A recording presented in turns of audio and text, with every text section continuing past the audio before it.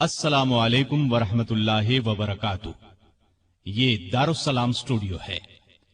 اس بار ہم آپ کی خدمت میں پیش کر رہے ہیں فاروق اعظم، انبیاء کی جماعت اور امت کے سب سے افضل انسان ابو بکر صدیق کے بعد اسلام کے دوسرے خلیفہ راشد فاروق اعظم کا درجہ ہے۔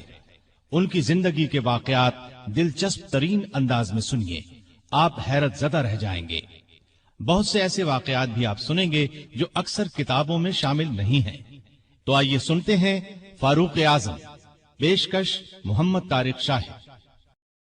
اللہ تعالی کا ارشاد ہے، وہ لوگ جو اللہ اور اس کے رسولوں پر ایمان لائے ہیں، یہی تو وہ ہیں جو ان کے پروردگار کے نزدیک صدیق اور شہید ہیں، ان کے لیے اجر اور نور ہے۔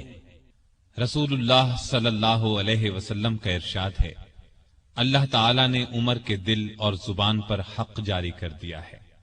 وہ فاروق ہے جس کے ذریعے اللہ تعالی نے حق اور باطل کے درمیان فرق کیا۔ جماعت اصحاب روشن ستارے ہیں، آسمان پر موجود ستاروں کی روشنی کم و بیش ہے۔ یہی مثال صحابہ کرام رضی اللہ عنہم کی ہے، لیکن ہیں سبھی روشن۔ ان میں سب سے نمایاں، سب سے روشن اور سب سے تابناک بہرحال پہلے چار صحابہ رضی اللہ عنہم ہی ہیں۔ یہی پہلے چار اصحاب خلفائے راشدین ہیں۔ عشرہ مبشرہ میں بھی سب سے پہلے انہی کا نام ہے۔ آج ہم آپ کو انوکھی خصوصیات والے انسان کی کہانی سناتے ہیں۔ اللہ کے رسول صلی اللہ علیہ وسلم نے اپنے 10 صحابہ کا نام لے کر فرمایا تھا، میرے یہ 10 صحابہ جنتی ہیں۔ گویا انہیں دنیا ہی میں جنتی ہونے کی بشارت عطا ہوئی۔ ان میں سے ایک سیدنا عمر فاروق رضی اللہ عنہ ہیں۔ انبیاء کی جماعت کے بعد اور مسلمانوں کے پہلے خلیفہ راشد یار غار سیدنا ابو بکر کے بعد اس دنیا میں سب سے زیادہ فضیلت دوسرے خلیفہ راشد سیدنا عمر فاروق ہی کو حاصل ہے۔ نبی صلی اللہ علیہ وسلم نے ان کے بارے میں اس طرح دعا فرمائی تھی، اے اللہ، اسلام کو عمر کے ذریعے سے قوت اور عزت دے۔ ان کے زمانے میں اسلامی حکومت 22 لاکھ مربع میل رقبے تک پھیل گئی۔ بعض موقعوں پر ان کی تائید میں آیات نازل ہوئیں۔ ان کی خلافت کا زمانہ بہترین اسلامی حکومت کا زمانہ تھا۔ اتنے بڑے حکمران ہوتے ہوئے دوپہر کے وقت شہر سے باہر گرم زمین پر کوئی پتھر وغیرہ سر کے نیچے رکھ کر قیلولہ کر لیتے تھے۔ ان کے واقعات اس قدر حیرت انگیز ہیں کہ سننے والے دنگ رہ جاتے ہیں۔ بڑے بڑے طاقتور حکمران ان کے نام سے کانپتے تھے، جبکہ خود ان کا یہ حال تھا کہ جسم پر کھردرا لباس ہوتا تھا۔ آپ یقیناً ان کی زندگی کے انوکھے اوراق پڑھنا پسند کریں گے، لیکن آج آپ پڑھنے کی بجائے سن کر دیکھیں، آپ کو ایک عجیب سا فرحت بخش احساس ہوگا۔ سیدنا عمر فاروق رضی اللہ عنہ ہجری سال شروع ہونے سے 40 سال پہلے 583 عیسوی یا 584 عیسوی میں مکے میں پیدا ہوئے۔ نبی کریم صلی اللہ علیہ وسلم ان سے 13 سال پہلے دنیا میں تشریف لا چکے تھے۔ والدین نے نام عمر رکھا، کنیت ابو حفص تھی، لقب فاروق تھا، یعنی حق اور باطل میں فرق کرنے والا۔ یہ لقب انہیں نبی کریم صلی اللہ علیہ وسلم نے عطا فرمایا۔ حضرت عمر کا سلسلہ نسب 8ویں پشت میں نبی کریم سے جا ملتا ہے۔ آپ نے دنیا میں آنکھ کھولی تو مکے میں قریش کی سرداری تھی۔ یہ قبیلہ اسماعیل علیہ السلام کی اولاد سے تھا۔ قریش کے آگے چل کر 10 کے قریب قبیلے بن گئے۔ ان میں نبی کریم بنو ہاشم سے تھے، ابو بکر بنو تیم سے اور عمر فاروق بنو عدی سے۔ 10 کے 10 قبیلوں کے سپرد الگ الگ کام تھے۔ مثلا کوئی خانہ کعبہ کی دیکھ بھال کرتا تھا تو کوئی حاجیوں کو پانی پلاتا تھا، کوئی جھگڑوں کے فیصلے کرتا تھا۔ بنو عدی کے ذمے 2 کام تھے۔ قریش کو کوئی ایلچی بھیجنا ہوتا تو یہ بھیجتے تھے۔ دوسرا کام یہ تھا کہ 2 گروہوں میں جھگڑا ہو جاتا تو بنو عدی کا سردار فیصلہ کرتا تھا۔ بنو عدی کے گھر صفا اور مروہ پہاڑیوں کے درمیان میں تھے۔ عمر یہیں پیدا ہوئے اور پرورش پائی۔ ان کے والد خطاب بنو عدی کے سردار تھے۔ جس زمانے میں نبی کریم صلی اللہ علیہ وسلم نے نبوت کا اعلان کیا، خطاب فوت ہو چکے تھے۔ سیدنا عمر کے بچپن کے حالات किसी किताब में नहीं मिलते। इतना जिक्र मिलता है कि बड़े हुए तो बाप ने ऊंट चराने पर लगा दिया। ऊंट चराते हुए कभी थक कर बैठ जाते तो बाप मारा करता था। जवानी की उम्र को पहुंचने तक लिखना पढ़ना सीख लिया था। नबी करीम सल्लल्लाहु अलैहि वसल्लम ने जब ऐलान नबूवत किया तो कुरैश में कुल 17 आदमी लिखना पढ़ना जानते थे। इनमें उमर फारूक भी थे। इसके अलावा उन्होंने सिपाहगरी, तेगजनी और घुड़सवारी में कमाल हासिल किया। घुड़सवारी का हाल ये था कि उछलकर घोड़े पर बैठ जाते। कुश्ती का फन भी सीखा। ऊंचे कद के ताकतवर आदमी थे। चोटी के कई पहलवानों से मुकाबले जीते। शायर नहीं थे, अशार पसंद करते थे। तकरीर करने का ढंग भी आता था। मिजाज में गुस्सा और सख्ती थी। जवान होने पर तिजारत का पेशा इख्तियार किया। नबी करीम ने नबूवत का ऐलान किया तो उनकी उम्र 27 साल थी। उस वक्त कुरैश में बहुत ऊंची हैसियत के मालिक थे। मक्के के मुअज्जज लोगों में शुमार होता था। उनके भाई जैद बिन खत्ताब, बहन फातिमा बिनते खत्ताब और बहनोई सईद बिन जैद ने जल्द ही इस्लाम कबूल कर लिया। लेकिन उमर अपने बाप दादा के मजहब पर सख्ती से कायम रहे। डटकर इस्लाम की मुखालिफत की। मुसलमान हो जाने वालों को मारते पीटते थे। मारते पीटते 6 साल गुजर गए, लेकिन उमर किसी एक इंसान को भी इस्लाम से न फेर सके। इस दौरान में कुछ वाकयात ऐसे पेश आए जिनकी वजह से वो सख्त उलझन में पड़ गए। कभी इस्लाम की तरफ माइल होते, कभी मुसलमानों के खिलाफ नफरत महसूस करते। इसकी वजह यह थी कि रसूल करीम सल्लल्लाहु अलैहि वसल्लम के मुताल्लिक कुरैश के काफिरों ने मशहूर कर रखा था कि वो जादूगर हैं। उस जमाने में एक रोज उन्होंने रसूल पाक सल्लल्लाहु अलैहि वसल्लम को हरम शरीफ के अंदर नमाज पढ़ते देखा तो वो आपके पीछे खड़े हो गए। उस वक्त आप सल्लल्लाहु अलैहि वसल्लम कुरान पाक की सूरतुल हाका की बुलंद आवाज में तिलावत कर रहे थे। अल्लाह के कलाम ने उन पर बहुत असर किया।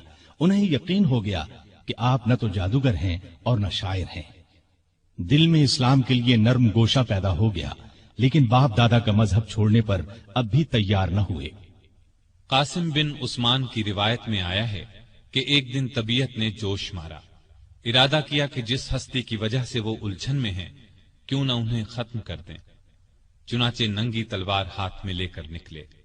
रास्ते में एक मुसलमान नुऐम बिन अब्दुल्लाह मिल गए। उन्होंने पूछा, खैर तो है, नंगी तलवार लिए कहां जा रहे हैं? बोले, मुहम्मद को कत्ल करने जा रहा हूं। नुऐम ने कहा कि पहले अपने घर की खबर तो लें। आपकी बहन और बहनोई मुसलमान हो चुके हैं। सैयदना उमर उल्टे पांव बहनोई के घर पहुंचे। उस वक्त उनके बहनोई सईद बिन जैद और फातिमा बिनते खत्ताब के घर में रसूलुल्लाह सल्लल्लाहु अलैहि वसल्लम के एक सहाबी खब्बाब बिन अरत भी मौजूद थे। खब्बाब बिन अरत उन्हें कुरान सिखा रहे थे। उमर ने दरवाजे पर दस्तक दी तो खब्बाब घर के एक हिस्से में छुप गए। फातिमा ने कुरान के औराक छुपा दिए, लेकिन उमर तिलावत की आवाज सुन चुके थे। अंदर पहुंचकर पूछा, क्या पढ़ रहे थे? मुझे मालूम हुआ है कि तुम मुसलमान हो चुके हो, अपने बाप दादा के मजहब से फिर गए हो। ये कहकर उन्होंने दोनों को मारना पीटना शुरू कर दिया।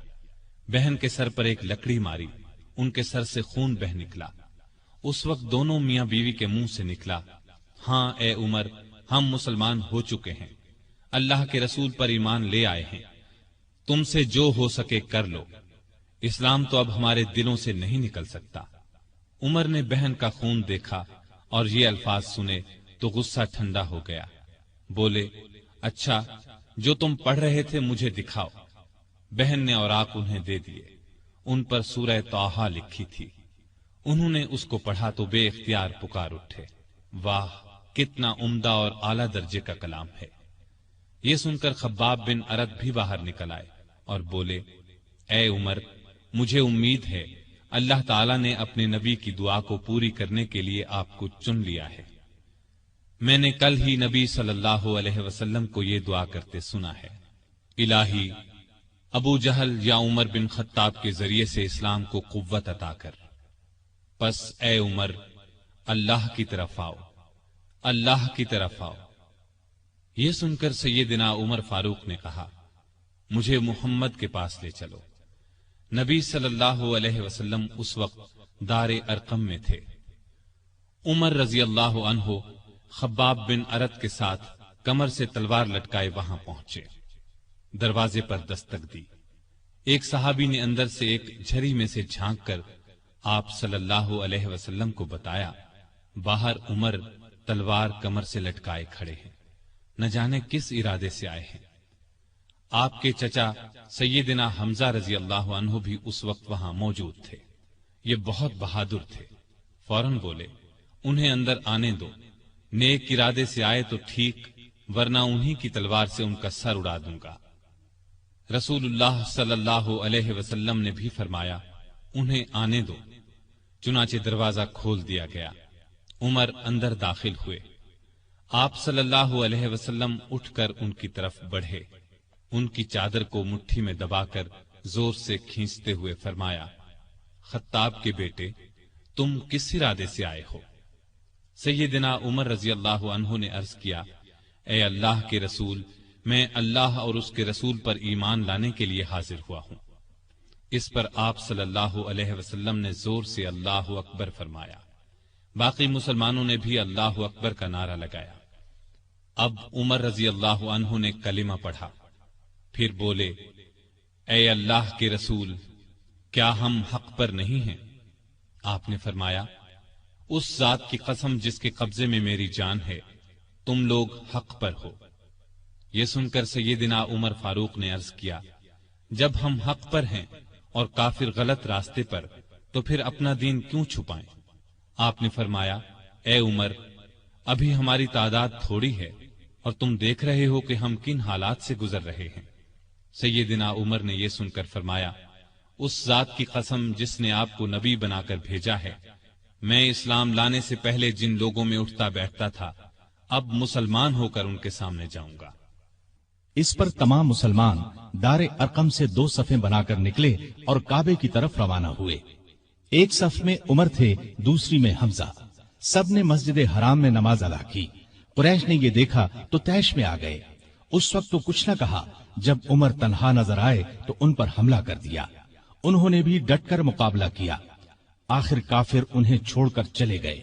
یہ واقعہ نبوت کے 6 سال پیش آیا۔ ایمان لانے کے بعد 6 سال تک مکے میں رہے، پھر دوسرے مسلمانوں کے ساتھ مدینہ کی طرف ہجرت کی۔ ایسے میں کفار کو مخاطب ہو کر فرمایا، میں آج مکے سے جا رہا ہوں، کسی میں ہمت ہے تو مجھے روک کر دکھائے۔ کوئی آگے نہ آیا۔ اس طرح آپ قباء پہنچے۔ پھر نبی کریم صلی اللہ علیہ وسلم اور ابو بکر ہجرت کر کے وہاں تشریف لائے۔ مسجد قباء کی تعمیر کے بعد سب نے مدینے کا رخ کیا۔ ہجرت کے وقت سیدنا عمر فاروق کی عمر 40 سال کے قریب تھی۔ اس کے بعد وہ 23 برس اس دنیا میں رہے۔ یہ سارا زمانہ مدینے میں گزارا، مسجد نبوی کی تعمیر میں حصہ لیا۔ آپ صلی اللہ علیہ وسلم نے مہاجرین اور انصار میں بھائی چارہ کرایا تو اتبان بن مالک کو ان کا بھائی بنایا۔ انہوں نے اپنا نصف مکان انہیں دے دیا۔ عبداللہ بن زید نے خواب میں اذان کے الفاظ سنے۔ انہوں نے یہ الفاظ نبی کریم صلی اللہ علیہ وسلم کو سنائے تو آپ صلی اللہ علیہ وسلم نے سیدنا بلال کو حکم دیا، اذان کہیں۔ جو ہی انہوں نے اذان شروع کی، سیدنا عمر فاروق اپنی چادر گھسیٹتے ہوئے آئے اور بولے، اے اللہ کے رسول صلی اللہ علیہ وسلم، اس ذات کی قسم جس نے آپ کو نبی بنا کر بھیجا ہے، میں نے بھی بالکل یہی الفاظ خواب میں سنے ہیں۔ یہ سن کر آپ بہت خوش ہوئے۔ آج تک اذان انہی الفاظ میں دی جا رہی ہے اور قیامت تک دی جاتی رہے گی۔ ہجرت کے دوسرے سال بدر کی لڑائی پیش آئی۔ سیدنا عمر فاروق بھی اس غزوے میں شریک ہوئے۔ اس غزوے میں انہوں نے ایک نامی بہادر عاص بن ہشام کو قتل کیا۔ یہ رشتے میں ان کا ماموں تھا۔ اگلے سال احد کی لڑائی ہوئی۔ سیدنا عمر اس لڑائی میں بھی شریک ہوئے۔ بدر کی لڑائی میں عمر فاروق کی بیٹی سیدہ حفصہ بیوہ ہو گئی تھی۔ نبی کریم صلی اللہ علیہ وسلم کی خواہش پر سیدنا عمر نے ان کا نکاح آپ سے کر دیا۔ اس طرح وہ رسول کریم صلی اللہ علیہ وسلم کے سسر بنے۔ ان کی بیٹی کو مومنوں کی ماں کا درجہ حاصل ہوا۔ ہجرت کے 5ویں سال شوال میں خندق کی لڑائی پیش آئی۔ سیدنا عمر نے بھی خندق کھودی۔ خندق کے ایک حصے کی حفاظت سیدنا عمر کے سپرد کی گئی۔ بعد میں اس جگہ ان کے نام سے مسجد تعمیر کی گئی جو آج بھی موجود ہے۔ ہجرت کے 6 سال نبی کریم صلی اللہ علیہ وسلم نے کعبے کی زیارت کا ارادہ فرمایا۔ آپ 1400 सहाबा के साथ रवाना हुए। उनमें सैयदना उमर भी थे। हुदैबिया के मकाम पर काफिरों से जो मुआहदा हुआ तो कुछ दूसरे सहाबा के साथ वो सैयदना उमर पर भी ग्रां गुजरा। वो रसूलुल्लाह सल्लल्लाहु अलैहि वसल्लम की खिदमत में हाजिर हुए और अर्ज की, क्या आप अल्लाह के सच्चे नबी नहीं हैं? आपने फरमाया, यकीनन मैं अल्लाह का सच्चा नबी हूँ। कहा, क्या हम हक पर और हमारा दुश्मन बातिल पर नहीं है? आपने फरमाया, हम हक पर और हमारा दुश्मन बातिल पर है। कहा, ए अल्लाह के रसूल, जब हम हक पर और हमारा दुश्मन बातिल पर है तो फिर दबकर क्यों सुलह करें? आपने फरमाया, मैं अल्लाह का रसूल हूँ, अल्लाह के हुक्म के खिलाफ नहीं करता, वही मेरा मददगार है। सैयदना उमर फिर अबू बकर सिद्दीक के पास गए और उनसे भी यही कहा तो उन्होंने फरमाया, ए जवान, बिला शुबा नबी करीम सल्लल्लाहु अलैहि वसल्लम अल्लाह के रसूल हैं। वो अपने रब की नाफरमानी नहीं कर सकते और वही उनका नासिर व मददगार है। बस उनकी रिकाब को थामे रहो, यानी हर मामले में उनकी फरमाबरदारी करो। नबी करीम सल्लल्लाहु अलैहि वसल्लम ने फरमाया, मैं अल्लाह का रसूल हूँ, अल्लाह के हुक्म के खिलाफ नहीं करता, वही मेरा मददगार है। तब जाकर सैयदना उमर को इत्मीनान हुआ। नबी करीम सल्लल्लाहु अलैहि वसल्लम वापस रवाना हुए तो सूरा फतह नासिल हुई। आपने सैयदना उमर को बुलाकर अल्लाह ताला का ये इरशाद सुनाया कि हमने आपको खुली फतह अता की। साथ ही आपने फरमाया, मुझ पर आज ऐसी सूरत नाजिल हुई है जो मुझे इस दुनिया से ज्यादा प्यारी है। सैयदना उमर रजी अल्लाह अन्हु ने हुदैबिया की सुलह के मौके पर जो गुफ्तगू की थी वो खुलूस नीयत पर मबनी थी। फिर भी उन्हें तमाम जिंदगी इस बात का अफसोस रहा कि क्यों उन्होंने इस तरह के सवाल जवाब किए। इसके बदले में उन्होंने बहुत से रोजे रखे, कई गुलाम आजाद किए और बहुत सी नफल नमाजें पढ़ी। हिजरत के 7वें साल खैबर की लड़ाई हुई। इसमें भी सैयदना उमर रजी अल्लाह अन्हु शरीक थे। ज़िक़ाद 7 हिजरी में नबी सल्लल्लाहु अलैहि वसल्लम उम्रे के लिए तशरीफ ले गए। 2000 मुसलमान आपके साथ थे। सैयदना उमर भी उनमें शामिल थे। ज़ाते सलासिल की जंग में भी शरीक हुए। सलासिल जगह का नाम है, या उस मकाम पर कबीला जुजाम का एक चश्मा था जिसका नाम सलसल था। मुसलमान लश्कर इसी चश्मे पर उतरा था, इसीलिए इस गजवे को ज़ातुस सलासिल कहा जाता है। 8 हिजरी 10 रमजान को रसूलुल्लाह सल्लल्लाहु अलैहि वसल्लम 10,000 हथियारबंद सहाबा के साथ मदीने से मक्के की तरफ रवाना हुए। उनमें सैयदना उमर भी शामिल थे। मक्के से कुछ फासले पर आप सल्लल्लाहु अलैहि वसल्लम ने पड़ाव डाला। इस मैदान का नाम अब वादिये फातिमा है। कुरैश के सरदार अबू सुफियान ने 2 आदमियों को हालात मालूम करने के लिए भेजा। फिर अबू सुफियान खुद नबी करीम सल्लल्लाहु अलैहि वसल्लम की खिदमत में हाजिर हुए। ऐसे में सैयदना उमर रजी अल्लाह अन्हु ने अर्ज किया, ए अल्लाह के रसूल, मुझे इजाजत दें, मैं अबू सुफियान का सर उड़ा दूं। लेकिन आपने ऐसा करने की इजाजत न दी। उस मौके पर अबू सुफियान ने इस्लाम कबूल किया। उनके बाद मक्के के बाकी मांदा लोग भी मुसलमान हो गए। फतह मक्का के बाद गजवा हुनैन पेश आया। इस गजवे की इब्तिदा में मुसलमानों के पांव उखड़ गए। सिर्फ रसूलुल्लाह सल्लल्लाहु अलैहि वसल्लम चंद सहाबा के साथ मैदान में खड़े रहे। इनमें सैयदना उमर भी थे। फिर सैयदना अब्बास रजी अल्लाह अन्हु की आवाज पर मुसलमान पलटे और कुफ्फार को शिकस्त दी। तबूक की लड़ाई के लिए सैयदना उमर ने अपने माल का निस्फ हिस्सा नबी सल्लल्लाहु अलैहि वसल्लम की खिदमत में पेश किया।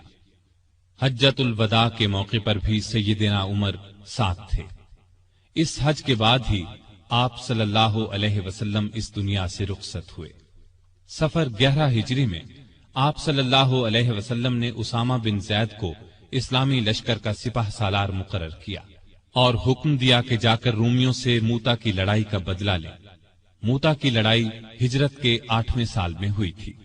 इसमें उसामा के वालिद जैद और बहुत से सहाबा रजी अल्लाह अन्हुम शहीद हो गए थे। चुनाचे आपने ये लश्कर रवाना फरमाया। इसमें बड़े बड़े सहाबा के साथ सैयदना उमर भी शरीक थे। आप सल्लल्लाहु अलैहि वसल्लम ने रहलत फरमाई तो सैयदना उमर रजी अल्लाह अन्हु को आपकी वफात का यकीन ही नहीं आता था। वो ये ऐलान कर रहे थे, जो शख्स ये कहेगा کہ رسول اللہ صلی اللہ علیہ وسلم نے وفات پائی ہے، میں اس کی گردن اڑا دوں گا۔ پھر ابو بکر رضی اللہ عنہ کے سمجھانے پر یقین آیا کہ نبی صلی اللہ علیہ وسلم رحلت فرما چکے ہیں۔ آپ صلی اللہ علیہ وسلم کی وفات کے بعد خلافت کے مسئلے پر مسلمانوں میں اختلاف پیدا ہوا، تو اس موقع پر سیدنا عمر نے ابو بکر رضی اللہ عنہ کا نام خلافت کے لیے سب کے سامنے رکھا۔ سبھی نے اس سے اتفاق کیا۔ ابو بکر کے بارے میں سیدنا عمر کے یہ الفاظ ہیں: ابو بکر رسول اللہ صلی اللہ علیہ وسلم کے صحابی ہیں، غار کے ساتھی ہیں، یہ تمام مسلمانوں سے زیادہ تمہارے معاملات کے والی ہونے کے حقدار ہیں۔ خلیفہ بننے کے بعد سیدنا ابو بکر نے سب سے پہلے اسامہ بن زید کا لشکر روانہ فرمایا۔ یہ لشکر نبی کریم صلی اللہ علیہ وسلم کی شدید علالت کی وجہ سے مرینا سے باہر مقام جرح پر ٹھہر گیا تھا اور پھر وفات کی وجہ سے روانہ نہ ہو سکا تھا۔ اس موقع پر سیدنا ابو بکر نے اسامہ بن زید سے کہا کہ سیدنا عمر فاروق رضی اللہ عنہ کو ان کے پاس چھوڑ جائیں، کیونکہ ان کے مشوروں کی ضرورت پڑے گی۔ اسامہ بن زید نے خوشی سے یہ بات منظور کی۔ ابو بکر کی خلافت 2.25 برس رہی۔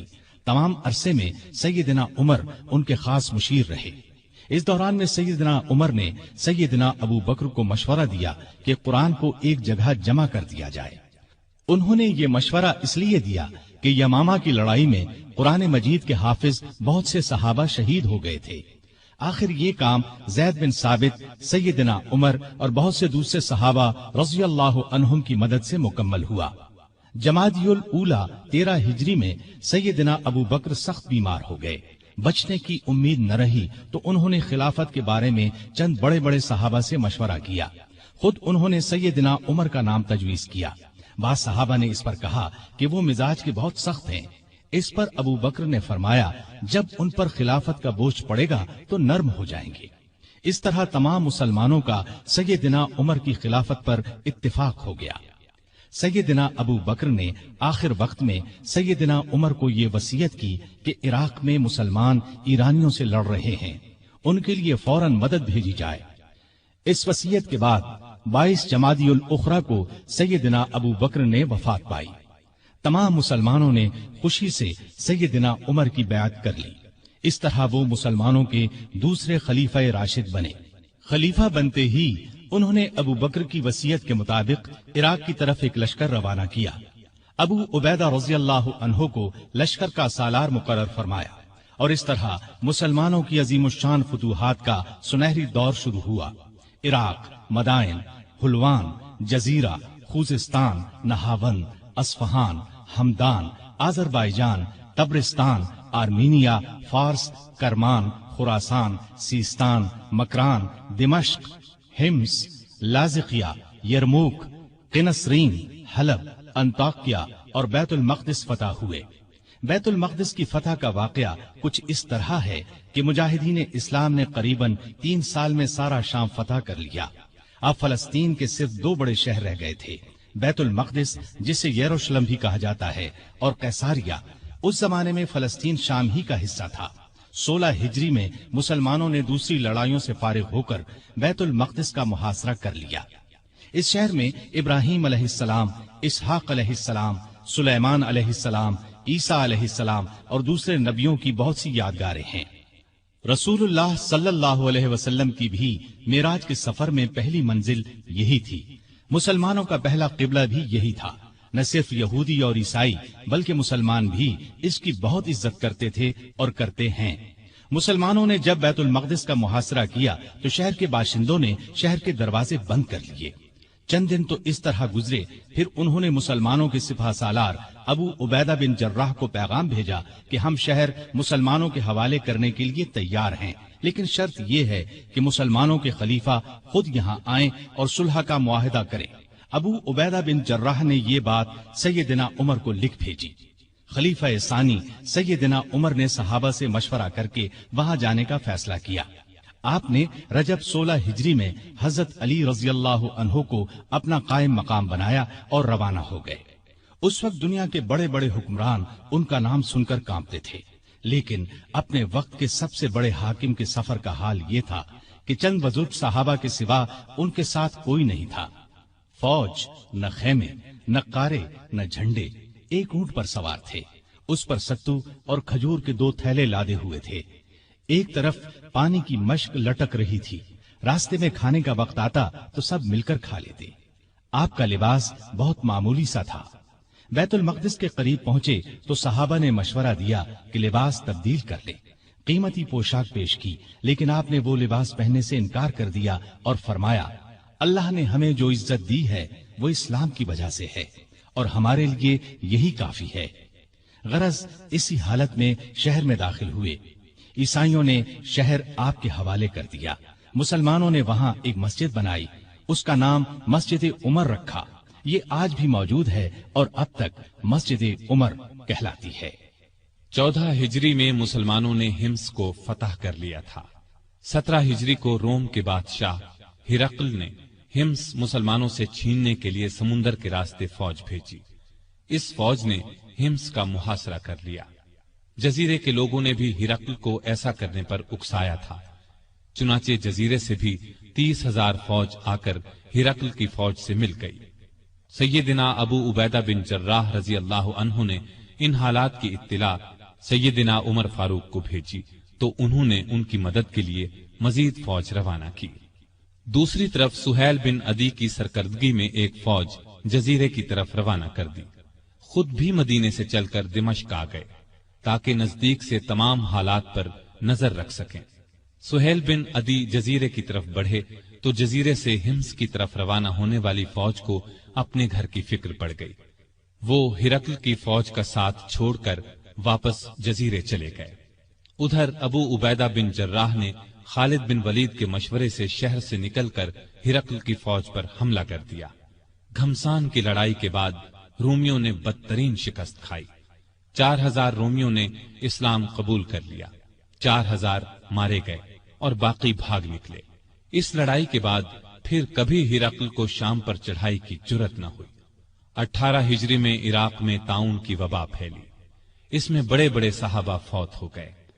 چند ایک کے نام یہ ہیں: ابو عبیدہ بن جراح جو مسلمانوں کی فوج کے سپہ سالار بھی تھے، معاذ بن جبل رضی اللہ عنہ، یزید بن ابی سفیان رضی اللہ عنہ، شرحبیل بن حسنہ رضی اللہ عنہ اور کئی بڑے بڑے صحابہ اس وبا میں فوت ہوئے۔ دور فاروقی میں عرب میں قحط پڑا، ایسے میں سیدنا عمر نے رعایا کی خبرگیری میں دن رات ایک کر دیا۔ انسانوں کے لیے خوراک تھی نہ جانوروں کے لیے۔ سیدنا عمر کو انسانوں اور جانوروں کی یہ بدحالی دیکھ کر بہت صدمہ ہوا۔ انہوں نے بیت المال میں جتنا غلہ تھا سب مسلمانوں میں تقسیم کر دیا، جو نقدی تھی وہ بھی مسلمانوں میں تقسیم کر دی۔ تمام صوبوں کے حاکموں کو خط لکھے کہ فوراً زیادہ سے زیادہ غلہ روانہ کرو۔ چنانچہ ابو عبیدہ بن جراح نے شام کے علاقے سے 4,000 اونٹ غلے سے لدے ہوئے بھیجے۔ عمرو بن عاص نے مصر سے سمندر کے راستے بحری جہاز روانہ کیے، ان میں ہر جہاز پر 6,000 من غلہ لدا ہوا تھا۔ جب یہ جہاز مدینے کی قریبی بندرگاہ پر پہنچے تو سیدنا عمر خود انہیں دیکھنے کے لیے بندرگاہ پہنچے۔ غلے کو حفاظت سے رکھنے کے لیے بندرگاہ میں 2 بڑے بڑے مکان بنوائے، دوسرے صوبوں سے بھی بہت سا غلہ پہنچ گیا۔ غلے کی تقسیم کا یہ انتظام کیا کہ بہت سے رجسٹر بنوائے، ان میں قحط کا شکار ہونے والوں کے نام درج کیے گئے۔ ہر ایک نام کے ساتھ ان کی ضرورت کے مطابق غلے کی مقدار لکھی گئی، پھر ہر شخص کو پرچی دی گئی، اس پر سیدنا عمر کی مہر ہوتی تھی۔ اس پرچی کے مطابق انہیں روزانہ غلہ دیا جاتا۔ اس کے علاوہ سیدنا عمر ہر روز 20 اونٹ اپنے سامنے ذبح کرواتے اور ان کا گوشت پکوا کر لوگوں کو کھانا کھلاتے۔ اس طرح ہزاروں آدمی روزانہ سیدنا عمر رضی اللہ عنہ کے دسترخوان پر کھانا کھاتے۔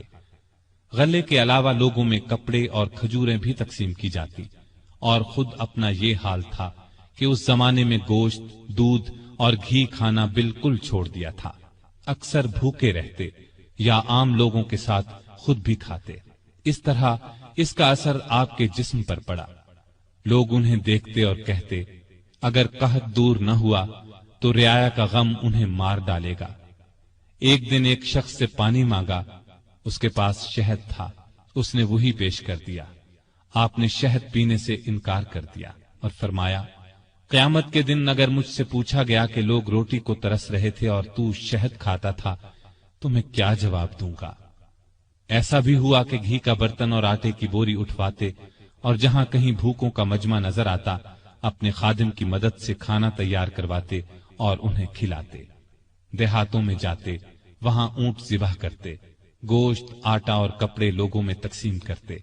कहत के दिनों में सख्त बेचैन रहते और दुआ करते थे, ऐ अल्लाह, मेरे अमलों की वजह से मुहम्मद सल्लल्लाहु अलैहि वसल्लम की उम्मत को तबाह न कर। लोगों का ख्याल इस कदर था कि फरमाया करते थे, अगर दरियाए फुरात के किनारे एक कुत्ता भी भूखा मर गया तो अल्लाह के सामने मुझे उसका जवाब देना होगा। वो खुद और लोग रो रो कर बारिश की दुआएं करते थे। आखिर एक दिन नबी सल्लल्लाहु अलैहि वसल्लम के चचा अब्बास रजी अल्लाह अन्हु और दूसरे मुसलमानों को लेकर निकले और निहायत आजिजी से इन अल्फाज में दुआ की, ऐ अल्लाह, पहले तो हम अपने नबी सल्लल्लाहु अलैहि वसल्लम के वसीले यानी नबी की दुआ के वसीले से तुझसे दुआ किया करते थे। अब हम तुझसे अपने नबी के चचा के वसीले यानी चचा की दुआ के वसीले से दुआ करते हैं कि हम पर बारिश नाजिल फरमा। अभी यह दुआ हो रही थी कि आसमान पर बादल छा गए और ऐसी मूसलाधार बारिश हुई कि हर तरफ पानी ही पानी नजर आने लगा। इस बारिश ने खुश्क खेतों में जान डाल दी और कहत दूर हो गया। बैतुल मक़दिस की फतह के बाद शाम में कैसारिया का शहर बाकी रह गया था। उस पर अभी तक रूमियों का कब्जा था। बुहैरे रूम के साहिल पर एक बहुत बड़ा शहर था। ये मुहिम अमीर मुआविया के सपुर्द की गई। उन्होंने शहर को फतह किया। 80,000 रूमियों में से बहुत कम जिंदा बचे। अब पूरे शाम पर इस्लाम का झंडा लहराने लगा। उस जमाने में मिस्र का मुल्क भी रूमी हुकूमत के मातहत था। 18 हिजरी में हजरत उमर ने हजरत अम्र बिन आस रजी अल्लाह अन्हु को 4000 का लश्कर देकर मिस्र रवाना किया। मिस्र का हाकिम मकौकस था। उसने बेतहाशा फौज जमा कर ली। कला भी हद दर्जे महफूज था। इन हालात की खबर अम्र बिन आस ने सैयदना उमर को दी तो उन्होंने 10,000 फौज और भेजी और उनके साथ बुजुर्ग सहाबी जुबैर बिन अव्वाम को सालार मुकर्रर किया। उनके हाथ पर कला फतह हुआ। इसके बाद इस्कंदरिया की बारी आई। इस्कंदरिया की फतह के बाद सैयदना उमर ने अम्र बिन आस को मिस्र का गवर्नर मुकर्रर किया। दरियाए नील मिस्र का एक बहुत बड़ा दरिया था। तारीख में है कि एक दिन बहुत से मिस्री अम्र बिन आस के पास आए और कहा, इस साल दरियाए नील में पानी बहुत कम रह गया है, हमारी फसलें बर्बाद हो रही हैं। पुराने जमाने से ये रस्म चली आ रही है कि जब दरिया में पानी कम हो जाए तो हम एक मुकर्रर तारीख को एक कुंवारी लड़की चुन लेते हैं। उसके वालिदैन की मर्जी से उसे निहायत कीमती जेवर और कपड़े पहनाकर दुल्हन की तरह बना देते हैं, फिर उसे दरियाए नील में गिरा देते हैं। इस तरह दरिया में पानी चढ़ जाता है, इर्द गिर्द के तमाम इलाके सैराब हो जाते हैं। अगर आप इजाजत दें तो हम ये रस्म अदा करें। अम्र बिन आस ने कहा, ये तो बड़ी जालिमाना रस्म है।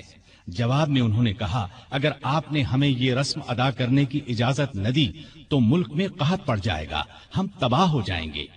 अम्र बिन आस ने फरमाया, तुम लोग नादान हो। अल्लाह के हुक्म के बगैर दरिया में पानी हरगिज कम या ज्यादा नहीं हो सकता। इस्लाम ऐसी फजूल रस्मों को मिटाने के लिए आया है। मैं तुम्हें एक बेगुनाह लड़की पर जुल्म करने की इजाजत नहीं दूंगा। मिस्री मायूस होकर लौट गए। इत्तेफाक से दरिया में पानी कम हो गया। लोग कहत के डर से वतन छोड़ने की तैयारी करने लगे। सैयदना अम्र बिन आस ने ये सारा किस्सा सैयदना उमर को लिख भेजा। उन्होंने जवाब में लिखा, अल्हम्दुलिल्लाह, आपने मिस्रियों को बिल्कुल ठीक जवाब दिया। इस्लाम वाकई ऐसी फजूल रस्मों को मिटाने के लिए आया है। मैं एक खत भेज रहा हूं, इसको दरियाए नील में डाल देना। अम्र बिन आस ने खत को दरिया में डालने से पहले उसकी इबारत पढ़ी। उसके अल्फाज ये थे, ए नील, अगर तू अपने इख्तियार से बह रहा है तो मत बह, और अगर तू अल्लाह ताला के हुक्म से बह रहा है तो मैं अल्लाह ताला के हुजूर दुआ करता हूं कि वो तुझे पहले की तरह ज्यादा पानी के साथ जारी कर दे। ये रुका दरिया में डाल दिया गया। दूसरे दिन जब मिस्र के लोग सोकर उठे तो उन्होंने अल्लाह की कुदरत का अजीब नजारा देखा। दरिया का पानी कई गज ऊपर चढ़ गया था, किनारों से निकलकर इर्द गिर्द के इलाकों को सैराब कर रहा था। इतना ज्यादा पानी इसमें कभी नजर नहीं आया था। ये नजारा देखकर हजारहा मिस्री मुसलमान हो गए और वो जालिमाना रस्म हमेशा के लिए खत्म हो गई। सैयदिना उमर रजी अल्लाह अन्हु के दौर में इस्लामी हुकूमत 22 लाख मुरब्बा मील तक फैल गई।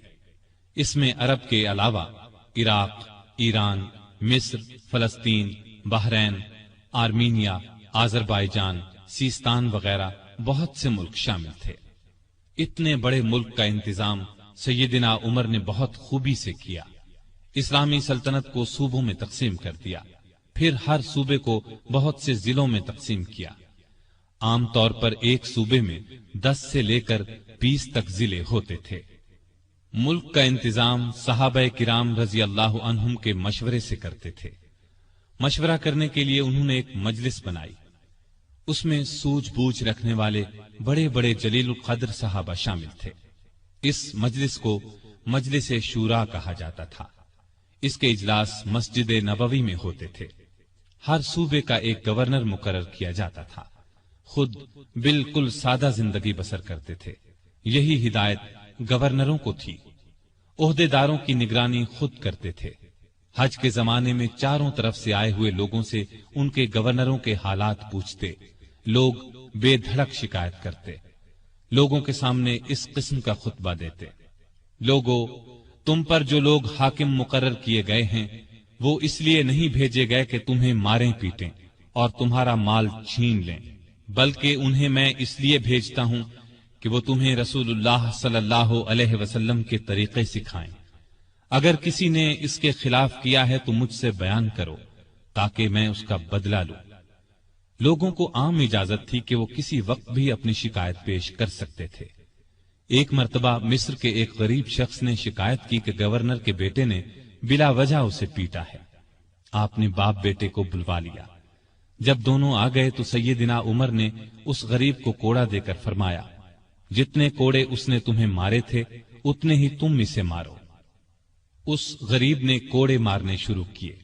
जब तादाद पूरी हो गई तो उमर ने फरमाया, अब 2-4 कोड़े गवर्नर को भी मारो। लेकिन उस गरीब ने ऐसा करना पसंद न किया। जजीरे के गवर्नर के बारे में इत्तला मिली कि वो बारीक लिबास पहनते हैं। दरवाजे पर दरबान भी मुकर्रर कर रखा है। आपने उन्हें फौरन बुलवा लिया। उनके कपड़े उतरवाकर बालों का बुना हुआ कुर्ता पहना दिया और बकरियों का एक रेवड़ मंगवाकर उन्हें हुक्म दिया कि जंगल में जाओ और इन बकरियों को चराओ। गवर्नर का नाम इयाज बिन गनम था। वो रसूलुल्लाह सल्लल्लाहु अलैहि वसल्लम के सहाबी थे, एक सूबे के गवर्नर थे। इसलिए जब उन्होंने कहा कि वो आइंदा ऐसा लिबास नहीं पहनेंगे तो उमर ने उन्हें मुआफ कर दिया और ओहदे पर वापस भेज दिया। इयाज बिन गनम जब तक जिंदा रहे मोटा लिबास पहनते रहे। फिर उन्होंने कभी बारीक लिबास पहना न दरवाजे पर दरबान रखा। खालिद बिन वलीद रजी अल्लाह अन्हु इस्लाम के बहुत बड़े जर्नैल थे। उन्होंने 20 लड़ाइयां लड़ी। बड़ी बड़ी हुकूमतों के लश्कर उनके मुकाबले में न ठहर सके। सैयदिना उमर के जमाने में जब खालिद बिन वलीद फतूहात पर फतूहात हासिल कर रहे थे तो ऐन इस हालत में उमर ने उन्हें सिपह सालारी से माजूल कर दिया। जब लोगों ने वजह पूछी तो उन्होंने फरमाया, मुसलमान ये ख्याल करने लगे थे कि ये फतूहात खालिद बिन वलीद की वजह से हो रही हैं, जबकि फतूहात हमें अल्लाह ताला की मेहरबानी से हो रही हैं। आपके जमाने में चूंकि इस्लामी हुकूमत बहुत फैल गई थी, लगातार फतूहात की वजह से माले गनीमत भी बहुत ज्यादा आने लगा था। इसलिए आपने 15 हिजरी में बैतुल माल कायम कर दिया। उसमें ज़कात, खिराज, जिजिया, माले गनीमत वगैरह जमा होता था और मुसलमानों में तकसीम किया जाता था। यतीमों, गरीबों और बेवाओं को उसमें से वजीफे दिए जाते थे। जरूरतमंदों को कर्ज भी दिया जाता था। जंगी जरूरियात पर भी खर्च किया जाता था। आमदनी और खर्च के मामले में हद दर्जा एहतियात करते थे। सैयदना उस्मान ने एक दिन इन्हें चिलचिलाती धूप में भागते देखा। पूछने पर उन्होंने बताया कि बैतुल माल का एक ऊंट گم ہو گیا ہے، اس کو تلاش کر رہا ہوں۔ بحرین سے ایک مرتبہ مشک آیا، یہ انتہائی قیمتی خوشبو تھی۔ اس کو مسلمانوں میں تقسیم کرنے کے لیے آدمی کی تلاش ہوئی جو یہ کام اچھی طرح کر سکے۔ سیدنا عمر کی زوجہ محترمہ عاتقہ نے کہا کہ یہ کام میں کر سکتی ہوں۔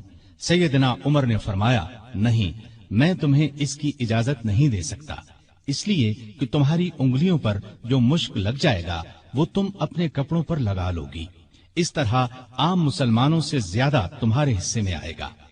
ایک مرتبہ بیمار ہو گئے، لوگوں نے علاج کے طور پر شہد تجویز کیا۔ بیت المال میں شہد موجود تھا، لیکن آپ نے لینا گوارا نہ کیا۔ آخر لوگوں کو جمع کیا گیا، جب سب نے اجازت دے دی تب شہد لیا۔ آپ نے عدل و انصاف کا بہترین نمونہ دنیا کو دکھایا۔ اللہ سے ڈرنے والے قاضی مقرر کیے، ان کی تنخواہیں مقرر کی، انہیں حکم دیا کہ تمام فیصلے قرآن اور حدیث کے مطابق کیے جائیں۔ قرآن اور حدیث میں حکم نہ ملے تو جس رائے پر عالموں کا اتفاق ہو اس کے مطابق فیصلہ دیا جائے۔ انہوں نے کوفہ میں شریح کو قاضی مقرر کیا، ان کے فیصلے بہت مشہور ہوئے۔ امیر المومنین کے خلاف بھی فیصلے دے دیتے تھے۔ سیدنا علی نے بھی انہیں اپنے دور میں قاضی کے عہدے پر قائم رکھا۔ قبیلہ غسان کے بادشاہ جبلہ نے اسلام قبول کر لیا۔ وہ حج کرنے کے لیے آیا، اس کی چادر پر ایک غریب بدو کا پاؤں آ گیا۔ اس نے بدو کو زور سے تھپڑ دے مارا، بدو کی ناک کی ہڈی ٹوٹ گئی۔ وہ سیدنا عمر کی خدمت میں حاضر ہو گیا، انصاف کا طلبگار ہوا۔ سیدنا عمر نے جبلہ کو بلا بھیجا، وہ حاضر ہوا تو آپ نے اسے کہا، تم نے اس غریب مسلمان سے زیادتی کی ہے، لہذا بدلہ دو۔ یہ غریب تمہیں اس جگہ تھپڑ مارے گا جس جگہ اس کے منہ پر تھپڑ لگا ہے۔ ہاں، اگر تم اس سے معافی مانگ لو اور یہ معاف کر دے تو اور بات ہے۔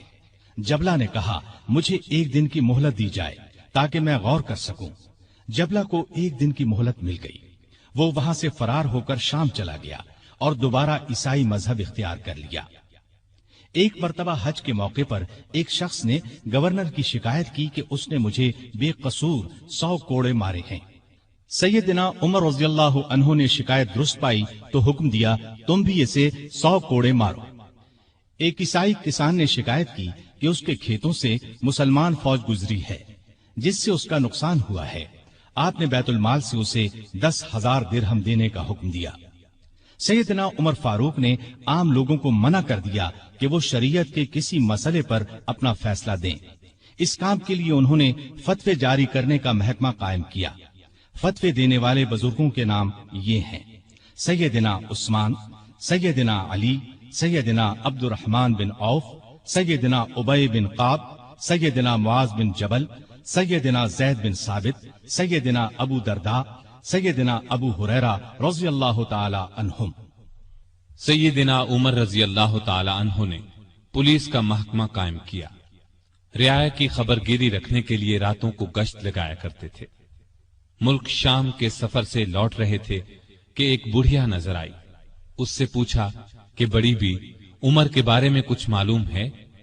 وہ بولی، ہاں، سنا ہے شام گیا ہوا ہے، اللہ اس سے سمجھے، آج تک اس نے مجھے پھوٹی کوڑی تک نہیں دی۔ اسے معلوم نہیں میں کتنی تنگی سے گزارا کر رہی ہوں۔ سیدنا عمر نے یہ سن کر فرمایا، بڑی بھی تم نے جا کر عمر کو اپنا حال بتایا؟ بڑھیا نے کہا، اگر اسے رعایا کا حال معلوم نہیں تو خلافت کیوں کرتا ہے؟ سیدنا عمر فاروق رضی اللہ عنہ یہ سن کر رو پڑے۔ پھر اس سے پوچھا، تم کیا لے کر عمر کو معاف کر سکتی ہو؟ اس نے کہا، اگر مجھے 25 دینار مل جائیں تو معاف کر دوں گی۔ آپ نے اسی وقت اسے 25 دینار دے دیے۔ وہ خوش ہو کر دعائیں دینے لگی، اللہ عمر کو معاف کرے، اس پر اپنی رحمت نازل کرے۔ بعد میں سیدنا عمر رضی اللہ عنہ نے اس کا وظیفہ مقرر فرما دیا۔ ایک رات گشت کے دوران میں چند بچوں کے رونے کی آواز سنی۔ معلوم ہوا کہ بچے بھوکے ہیں اور ماں نے انہیں بہلانے کے لیے ہانڈی میں صرف پانی ڈال کر آگ جلا رکھی ہے۔ آپ اسی وقت خادم اسلم کے ساتھ بیت المال گئے، آٹا، گوشت، گھی اور کھجوریں نکال کر خادم سے فرمایا، یہ تمام چیزیں میری کمر پر رکھ دو۔ اسلم نے عرض کیا، آپ کیوں تکلیف کرتے ہیں، میں اٹھا لیتا ہوں۔ آپ نے فرمایا نہیں، قیامت کے دن میرا بوجھ تم نہیں اٹھاؤ گے۔ پھر سب چیزیں اپنی کمر پر لاد کر لائے، خود کھانا تیار کیا، خود چولہا پھونکا، کھانا تیار ہونے پر اپنے سامنے بچوں کو کھلایا۔ انہوں نے پیٹ بھر کر کھایا، پھر اچھلنے کودنے لگے۔ سیدنا عمر انہیں اچھلتے کودتے دیکھتے اور خوش ہوتے رہے۔ عورت نے ان سے کہا، اللہ تمہیں نیک بدلہ دے، امیر المؤمنین بننے کے لائق تو تم ہو، نہ کہ سیدنا عمر۔ سیدنا عمر فاروق رضی اللہ عنہ یہ سن کر مسکرائے، پھر واپس مدینہ آئے اور اس عورت کا وظیفہ مقرر کر دیا۔ ایک روز شام کے وقت مدینے کے باہر ایک قافلہ اترا۔ سیدنا عمر نے عبد الرحمن بن عوف رضی اللہ عنہ کو ساتھ لیا اور رات بھر قافلے کا پہرا دیتے رہے۔ ایک قافلے میں ایک ننھے بچے کو روتے دیکھا تو اس کی ماں پر ناراض ہوئے کہ بچے کو دودھ کیوں نہیں پلاتی۔ وہ آپ کو پہچانتی نہیں تھی۔ کہنے لگی، امیر المؤمنین نے حکم دیا ہے کہ جب تک بچے ماں کا دودھ پیتے رہیں بیت المال سے ان کا وظیفہ مقرر نہ کیا جائے۔ میں اس کا دودھ چھڑا رہی ہوں تاکہ وظیفہ لگ جائے۔ یہ ہے اس کے رونے کی وجہ۔ سیدنا عمر یہ سن کر روئے، پھر اعلان کر دیا کہ جس دن کوئی بچہ پیدا ہوگا اس کا وظیفہ اسی دن سے مقرر ہو جائے گا۔ ایک مرتبہ لوگوں کو کھانا کھلا رہے تھے، ایک شخص کو بائیں ہاتھ سے کھانا کھاتے دیکھا۔ نزدیک جا کر اس سے کہا، دائیں ہاتھ سے کیوں نہیں کھاتے؟ اس نے کہا، میرا دایاں ہاتھ موتا کی لڑائی میں کٹ گیا تھا۔ یہ سن کر سیدنا عمر رونے لگے، اس کے پاس بیٹھ گئے اور بولے، افسوس، تمہیں وضو کون کراتا ہوگا؟ پھر اس کی خدمت کے لیے ایک خادم دیا اور ضرورت کی چیزیں اس کے گھر بھجوائیں۔ ایک رات گشت کے دوران میں ایک عورت کی آواز سنی۔ وہ اپنی بچی سے کہہ رہی تھی، دودھ میں پانی ملا دے۔ بیٹی نے یہ سن کر کہا، ماں، امیر المؤمنین کا حکم ہے کوئی دودھ میں پانی نہ ملائے۔ ماں نے یہ سن کر کہا، باتیں نہ بنا، پانی ملا۔ امیر المؤمنین کون سا دیکھ رہے ہیں؟ لڑکی نے کہا، امیر المؤمنین تو نہیں دیکھ رہے، مگر اللہ تو دیکھ رہا ہے۔ سیدنا عمر نے ماں بیٹی کی یہ گفتگو سنی تو اپنے خادم سے کہا، اس گھر کو اچھی طرح پہچان لو۔ دوسرے دن ان کے بارے میں پتہ کروایا۔ انہیں لڑکی کی ایمانداری اس قدر پسند آئی کہ اپنے بیٹے عاصم کے لیے رشتہ مانگ لیا۔ اس طرح یہ شادی ہوئی۔ بنو امیہ کے عمر بن عبدالعزیز رحمت اللہ علیہ اسی خاتون کے نواسے تھے۔ انہیں عدل و انصاف، سادگی، پرہیزگاری کی وجہ سے دوسرا عمر کہا جاتا ہے۔ ان کا دور بہترین دور ہوا۔ مدینے کی ایک بے سہارا اندھی عورت کے گھر کی صفائی امیر المومنین خود کیا کرتے تھے۔ رسول اللہ صلی اللہ علیہ وسلم کے ایک صحابی سعید بن یربوک کی آخری عمر میں بینائی جاتی رہی۔ ان کے لیے ایک خادم مقرر کیا جو انہیں مسجد تک لاتا تھا۔ راستہ چلتے ایک عورت نے سیدنا عمر فاروق کو روک لیا اور کہا، میں رسول اللہ صلی اللہ علیہ وسلم کے صحابی خفاف بن ایما کی بیٹی ہوں۔ شوہر فوت ہو گیا ہے، چھوٹے چھوٹے بچے ہیں، کوئی زمین بھی نہیں ہے۔ بچوں کو گھر میں چھوڑ کر محنت مزدوری بھی نہیں کر سکتی کہ بچوں کو کوئی نقصان نہ پہنچ جائے۔ حضرت عمر نے اس کی پوری بات توجہ سے سنی اور فرمایا، تم تھوڑی دیر یہیں ٹھہرو۔ یہ کہہ کر گھر گئے۔ واپس لوٹے، ایک موٹے تازے اونٹ پر بہت سا سامان لدا ہوا ساتھ لائے۔ اس پر کپڑے اور نقد رقم بھی تھی۔ اس عورت سے فرمایا، یہ اونٹ لے جاؤ، جب ختم ہو جائے تو بتا دینا۔ جہاد پر جانے والے مسلمانوں کے گھر والوں کا بہت خیال رکھتے تھے۔ ان کے گھروں میں جا کر ان کی عورتوں سے کہتے، تمہیں بازار سے کچھ منگوانا ہو تو میں لا دیتا ہوں۔ بیوہ عورتوں کا پانی بھر دیتے۔ مجاہدین کے خط آتے تو یہ خط خود ان کے گھروں میں پہنچاتے، ان سے جواب لے کر مجاہدین کو بھجواتے۔ بیت المال سے حاجت مندوں کو دیتے۔ راستوں میں چوکیاں بنوائیں تاکہ رستے محفوظ ہو جائیں۔ شہروں میں مہمان خانے بنوائے۔ ملک میں جگہ جگہ نہریں کھدوائیں جن سے آپاشی آسان ہو گئی۔ سڑکیں اور پل بنوائے، نئے شہر بسائے، قریباً 4000 مسجدیں تعمیر کروائیں، حرم کعبہ کو وسیع کروایا، مسجد نبوی کو وسیع کروایا، مردم شماری کا نظام رائج کیا، سکہ جاری کیا، سن ہجری قائم کیا، جنگوں کا سلسلہ بڑھا تو فوجی نظام قائم کیا، فوجیوں کی تنخواہیں مقرر کی، مجاہدین کے بیوی بچوں اور غلاموں کے لیے وظیفے مقرر کیے، فوج کو 2 حصوں میں تقسیم کیا، ایک باقاعدہ فوج جو ہمیشہ محاذوں پر رہتی تھی، دوسری رضاکار فوج، یہ لوگ عموماً گھروں میں رہتے تھے، ضرورت پڑنے پر انہیں محاذ پر بھیجا جاتا، ان کی تنخواہیں باقاعدہ فوج سے کم تھیں۔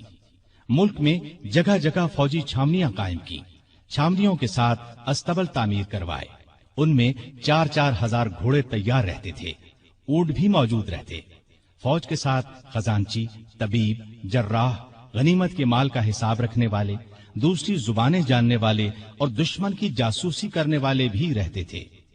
فوج کی تعلیم کا بھی انتظام کیا، فوج کو یہ ہدایات تھی کہ دشمن سے جو عہد کرو اس کو پورا کرو، بچوں، عورتوں، بوڑھوں اور راہبوں کو قتل نہ کرو، مال غنیمت میں خیانت نہ کرو، آبادیوں کو ویران نہ کرو، پھلدار درختوں کو نہ کاٹو، جو لوگ جنگ میں قیدی بنا لیے جائیں انہیں ان کے قریبی رشتہ داروں سے جدا نہ کرو، لڑائی میں مارے جانے والوں کے ہاتھ پاؤں، ناک کان نہ کاٹو، قرآن اور حدیث کی تعلیم عام کر دی۔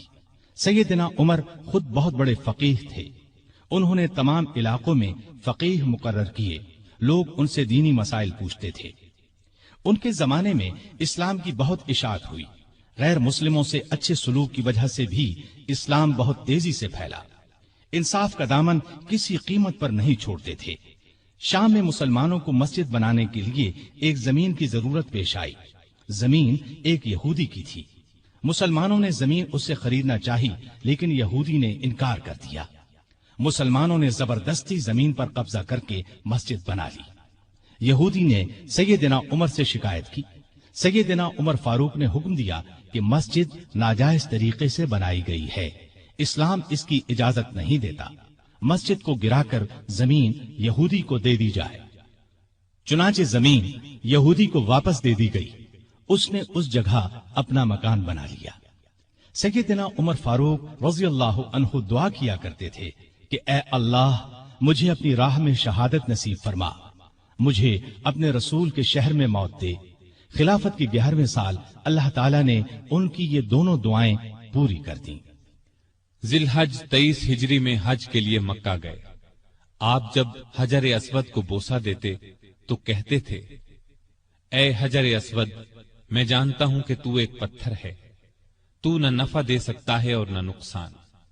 اگر میں نے رسول اللہ صلی اللہ علیہ وسلم کو تیرا بوسہ لیتے ہوئے نہ دیکھا ہوتا تو میں تیرا بوسہ نہ لیتا۔ یہ سیدنا عمر کی توحید کا کمال نمونہ ہے۔ حج سے فارغ ہو کر اس مہینے کی آخری تاریخوں میں واپس لوٹے۔ جمعے کے دن مسجد میں خطبہ دیا جو بہت طویل تھا، اس میں لوگوں کو بہت نصیحتیں کی۔ اس خطبے میں آپ نے ایک خواب کا ذکر کیا اور فرمایا، میں سمجھتا ہوں میری موت کا وقت آ پہنچا ہے۔ اس کے ساتھ ہی خلافت کے بارے میں کچھ ایسی باتیں بیان کی جن سے معلوم ہوتا تھا کہ آئندہ ہونے والے خلیفہ کے بارے میں پریشان ہیں۔ مدینے میں مغیرہ بن شعبہ کا ایک غلام تھا، یہ ایرانی تھا، اچھا کاریگر تھا، اس کا نام ابو لؤلؤ فیروز تھا۔ ایک دن سیدنا عمر سے شکایت کی کہ میں دن بھر کام کر کے جو کچھ کماتا ہوں میرا آقا اس میں سے بہت زیادہ رقم لے لیتا ہے، اس میں کمی کرا دیں۔ سیدنا عمر نے پوچھا، تم کون سا کام جانتے ہو؟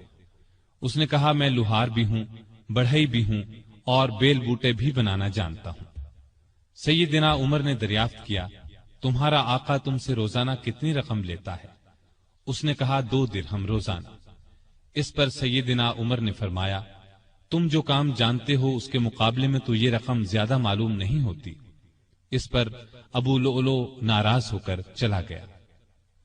اگلے دن ابو لؤلؤ فجر کی نماز سے پہلے مسجد میں چھپ کر بیٹھ گیا۔ سیدنا عمر لوگوں کو نماز پڑھانے لگے تو اس نے کونے سے نکل کر 2 دھاری خنجر سے امیر المؤمنین پر 6 وار کیے اور پھر صفوں میں کھڑے مسلمانوں کو زخمی کرتا باہر بھاگا، لیکن مسلمانوں نے پکڑ لیا۔ اس پر اس نے وہی خنجر اپنے پیٹ میں جھونک لیا اور مر گیا۔ ادھر امیر المؤمنین شدید زخمی ہو گئے۔ انہوں نے عبد الرحمن بن عوف رضی اللہ عنہ کا ہاتھ پکڑ کر اپنی جگہ کھڑا کر دیا، خود زمین پر گر پڑے۔ لوگوں نے نماز سے فارغ ہو کر دیکھا، جن مسلمانوں کو ابو لؤلؤ نے زخمی کیا تھا ان میں سے 7 دم توڑ چکے تھے، باقی بہت زیادہ زخمی نہیں ہوئے تھے۔ البتہ سیدنا عمر کی حالت نازک تھی۔ ایسے میں انہوں نے عبداللہ بن عباس سے پوچھا، مجھے کس نے مارا ہے؟ انہوں نے بتایا، مغیرہ بن شعبہ کے غلام ابو لؤلؤ نے۔ یہ سن کر فرمایا، اللہ کا شکر ہے، میری موت کسی ایسے شخص کے ہاتھ سے نہیں ہوئی جو اسلام کا دعویٰ کرتا ہو۔ لوگ انہیں اٹھا کر گھر لائے، دودھ پلایا گیا تو وہ زخموں کے راستے باہر آ گیا۔ اب سب کو یقین ہو گیا کہ امیر المؤمنین کا آخری وقت آ پہنچا ہے۔ لوگ غم سے نڈھال ہو گئے، ان سے ملنے کے لیے آنے لگے۔ ایک نوجوان ایسے میں ملنے آیا، اس نے کہا، اے امیر المؤمنین، آپ اللہ کی بشارت سے خوش ہو جائیں، آپ ان اصحاب میں سے ہیں جو بہت پہلے اسلام لائے اور رسول اللہ کے ساتھی بنے۔ خلیفہ بنائے گئے تو آپ نے انصاف سے کام لیا، پھر آخر آپ کو شہادت نصیب ہو گئی۔ یہ سن کر سیدنا عمر نے فرمایا، اے بھتیجے، اللہ کرے یہ چیزیں میرے گناہوں کے برابر برابر ہی ہو جائیں، مجھے کوئی عذاب ہو نہ ثواب۔ مطلب ان کے کہنے کا یہ تھا کہ بس عذاب سے بچ جاؤں۔ وہ نوجوان واپس جانے لگا تو سیدنا عمر فاروق رضی اللہ عنہ کی نظر اس کی چادر پر پڑی جو زمین کو چھو رہی تھی۔ اس نازک حالت میں بھی انہیں شریعت کا اس قدر پاس تھا کہ فرمایا، اس نوجوان کو واپس بلاؤ۔ اسے واپس ان کے سامنے لایا گیا تو فرمایا، اے بھتیجے، اپنا تہبند اونچا باندھو، اس سے کپڑا بھی صاف رہے گا اور تمہارے رب کے نزدیک یہ پرہیزگاری کی بات بھی ہے۔ سیدنا ابن عباس رضی اللہ عنہ نے ان کا مرتبہ اور نیکیاں بیان کی تو فرمایا، اللہ کی قسم، اگر میرے پاس دنیا بھر کا سونا ہوتا تو اس سے پہلے کہ میں اللہ کے عذاب کو دیکھوں میں اسے اللہ کی راہ میں دے دیتا، یعنی عذاب کے خوف سے سارا سونا خیرات کر دیتا۔ اس کے بعد اپنے بیٹے عبداللہ کو بلایا، ان سے پوچھا کہ مجھ پر کتنا قرض ہے۔ انہوں نے حساب لگا کر بتایا، 86,000 درہم۔ اس پر انہیں کچھ ہدایات دی۔ آخر میں فرمایا، اس قرض کو میری طرف سے ادا کر دینا۔ اس کے بعد فرمایا، ام المومنین عائشہ صدیقہ رضی اللہ تعالی عنہا کے پاس جاؤ اور کہو، عمر بن خطاب آپ کو سلام کہتا ہے اور اپنے 2 ساتھیوں یعنی نبی کریم صلی اللہ علیہ وسلم اور ابو بکر کے ساتھ دفن ہونے کی اجازت چاہتا ہے۔ عبداللہ بن عمر عائشہ صدیقہ کی خدمت میں حاضر ہوئے۔ وہ اس وقت سیدنا عمر کے صدمے میں رو رہی تھی۔ ان کا پیغام سن کر فرمایا، یہ جگہ میں نے اپنی قبر کے لیے رکھی تھی، لیکن اپنے آپ پر عمر کو ترجیح دیتی ہوں۔ سیدنا عبداللہ یہ جواب سن کر واپس آئے اور سیدنا عمر کو ان کا جواب بتایا۔ آپ نے اللہ کا شکر ادا کیا، پھر فرمایا، میں مر جاؤں تو میرا جنازہ اٹھا کر وہاں لے جانا اور انہیں سلام کر کے ایک بار پھر عرض کرنا، عمر بن خطاب اجازت طلب کرتا ہے، اگر اجازت دے دیں تو مجھے اندر لے جا کر دفن کر دینا، اور اگر انکار کر دیں تو عام مسلمانوں کے قبرستان میں دفن کر دینا۔ حالت جب زیادہ نازک ہو گئی تو فرمایا، خلافت کا حقدار عثمان، علی، زبیر، عبد الرحمن بن عوف اور سعد بن ابی وقاص رضی اللہ عنہم سے زیادہ کسی کو نہیں سمجھتا۔ رسول اللہ صلی اللہ علیہ وسلم بھی وفات تک ان سے خوش تھے۔ ان میں سے جسے خلیفہ چن لیا جائے اس کی اطاعت کرنا۔ پھر اپنے بعد ہونے والے خلیفہ کو وصیت کی کہ مہاجرین اور انصار سے اچھا سلوک کرنا، جو لوگ ہماری پناہ میں آ گئے ان کی جانوں اور مالوں کی حفاظت کرنا، ان سے کیے ہوئے ہر عہد کو پورا کرنا۔ آپ 27 ذی الحج 23 ہجری کو زخمی ہوئے۔ 3 دن بعد 1 محرم 24 ہجری کو وفات پائی اور شہادت کے درجے پر فائز ہوئے۔ اس وقت عمر 63 سال تھی۔ جنازہ چارپائی پر رکھا گیا تو چاروں طرف لوگ جمع ہو گئے۔ سیدنا علی رضی اللہ عنہ آئے تو فرمایا، اللہ آپ پر رحم فرمائے، آپ نے کوئی ایسا شخص نہیں چھوڑا کہ اللہ کے سامنے جانے کے لیے مجھے اس کے عمل آپ کے عمل سے زیادہ پسند ہو۔ اللہ کی قسم، مجھے امید تھی کہ اللہ آپ کو آپ کے دونوں ساتھیوں کے ساتھ رکھے گا، اس لیے کہ میں اکثر رسول اللہ صلی اللہ علیہ وسلم کو اس طرح فرماتے ہوئے سنا کرتا تھا، میں گیا اور ابو بکر و عمر گئے، میں داخل ہوا اور ابو بکر و عمر داخل ہوئے، میں نکلا اور ابو بکر و عمر نکلے۔ جنازہ حضرت صہیب رضی اللہ عنہ نے پڑھایا۔ حضرت علی، عثمان، سعد بن ابی وقاص اور عبد الرحمن بن عوف رضی اللہ عنہم نے قبر میں میت کو اتارا اور اسلام کے اس بہت بڑے فرزند کو ہمیشہ کے لیے رسول اللہ صلی اللہ علیہ وسلم اور سیدنا ابو بکر رضی اللہ عنہ کا ساتھ نصیب ہو گیا ہے۔ سیدنا عمر رضی اللہ عنہ نے کئی شادیاں کی، ان سے 8 یا 9 لڑکے، 4 یا 5 لڑکیاں ہوئیں۔ مشہور بیویوں کے نام یہ ہیں: زینب بنت مزعون رضی اللہ عنہا، عاتقہ بنت زید رضی اللہ عنہا، ام حکیم بنت حارث رضی اللہ عنہا، ام کلثوم بنت علی رضی اللہ عنہا۔